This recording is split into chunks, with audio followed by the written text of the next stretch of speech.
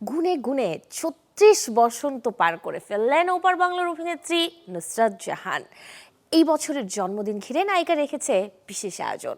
পরিবার, বন্ধু, সহকর্মীদের সাথে নিয়েই উপভোগ করছেন বিশেষ দিনটি। প্রতি বছরের মতো এই বছরটাও নুসরাত জাহান জন্মদিন পালনে আগের দিনই গিয়েছেন শহরের বাইরে, কলকাতা থেকে দূরে বোলপুর রিসোর্টে। মধ্যরাত থেকেই শুরু করেছেন উদযাপন, যেখানে খাবারে রেখেছিলেন দেশি মুরগির ঝোল। সমস্ত আয়োজনটা হয়েছে স্বামী যশের পরিকল্পনায়। সারপ্রাইজ হিসেবে নাকি আছে স্পেশাল চকোলেট কেক সহ আরো অনেক কিছু। জানা গেছে শহরে ফিরেও হবে নুসরাতের জন্মদিনের আরেক স্পেশাল পার্টি। 1990-এর 8 জানুয়ারি জন্ম নেওয়া এই অভিনেত্রী 2010-এ সুন্দরী প্রতিযোগিতার মধ্য দিয়ে পা রাখেন শোবিজ অঙ্গনে।